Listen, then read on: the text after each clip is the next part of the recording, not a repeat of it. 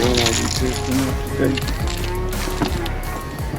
Warning, this video may make you addicted to crankbaits. We are not pros, but we catch fish, so you might want to listen to us. Or don't. We don't care. Once again, we forgo any loss because of your addiction.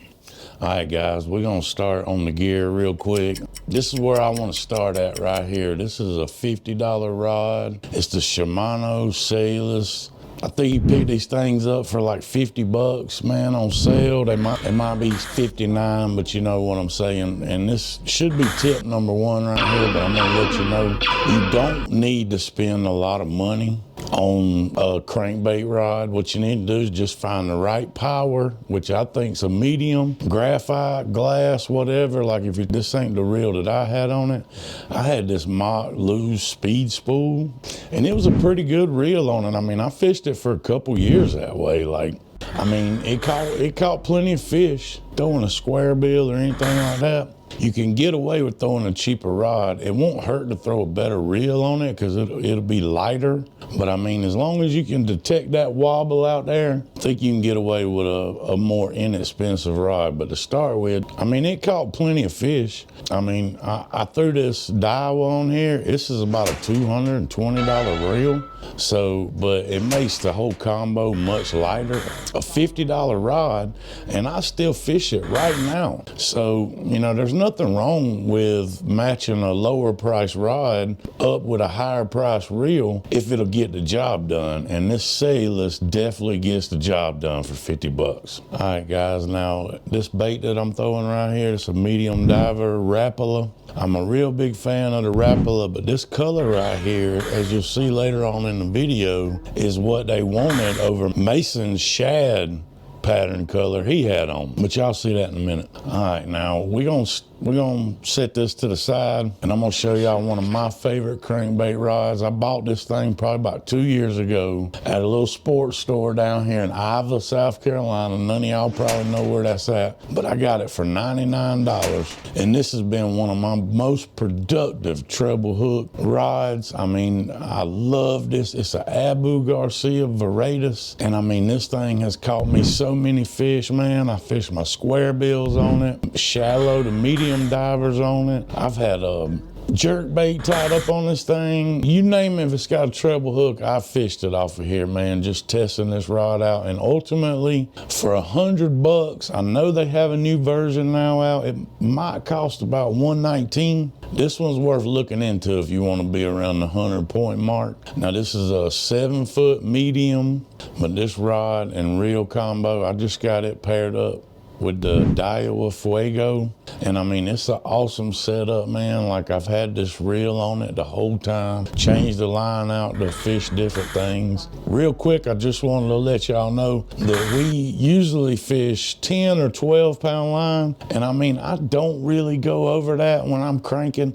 I'll tell you why, is because until these lakes around here show me that there's a fish over 10 or 12 pounds in it, I'm gonna continue fishing what catches fish. All right, now I'm gonna set this one to the side, and I got one more that I want to show y'all. This in a good budget range. It's $99, and this is the SLX, the glass cranking rod. It's a little longer, and the power ain't really as parabolic, but that's because this is my deep diver rod. This is because when you're fishing those deep divers, you need a little more oomph, because especially if you're fishing fluorocarbon, because the bait's so far away from you when you set the hook, that line stretches tremendously, and you don't really want to, you know, lose a fish because you can't get it pulled over into his mouth. But I mean, y'all see this crankbait's tore up, man. I fished this thing to death. Like, I got that paired up with the Shimano Corrado 200.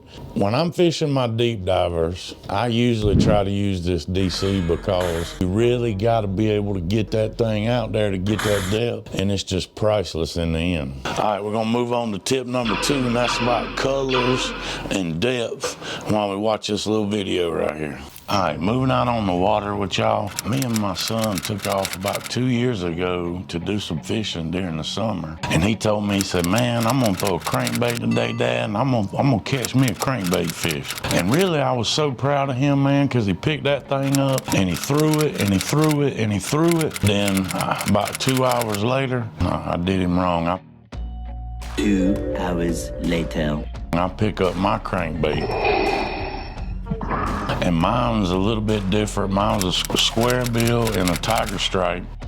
And I threw that thing out, and y'all see right here what happened, man. Like, at the time, I was happy that we caught a fish, but I didn't realize at the time, but he was big mad about it.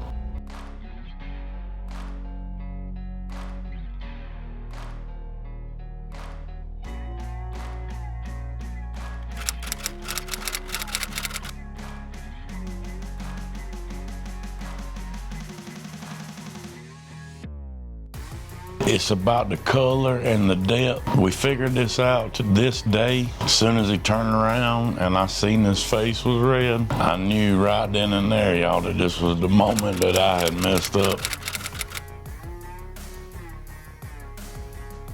As you'll see right here, this is just a few seconds later.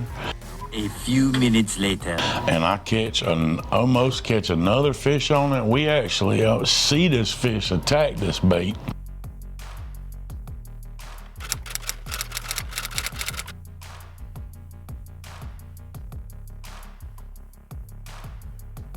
So right after that, I decided to do the right thing, and I hand him the crankbait. So he throws it around a few times, but there really ain't that much real estate left. So we're about to pack up and we're gonna move. But right here, I want y'all to put down in the comments what y'all think the best bass boat is. Boy, that thing sounded like it had turbos on it. I don't know what the kind of motor was on that boat. Cool transition incoming. So after Mason took a dip, because it was hot out there that day,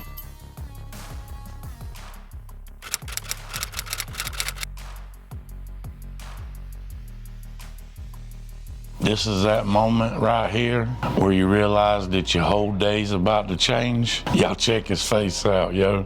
He's still throwing my rod with my crankbait on it. This will be the third fish that's caught on it in the hot dog days of summer. Like, the rest of our family is coming out to play on the beach in a little while. Like, that's what time of summer this is. Like, me and him ran out early. We got a couple hours of fishing in, but I was so proud of him for sticking with that crankbait. I gave him mine since we figured out what they were hitting on that day. Man, he winds up catching the biggest fish. So that's tip number 2, y'all. Keep you a different depth or color tied on, or keep you a few around that you could tie up and get something different in the water if they ain't hitting what you got. But also, don't give up too early. All right, y'all, let's move on to the last tip.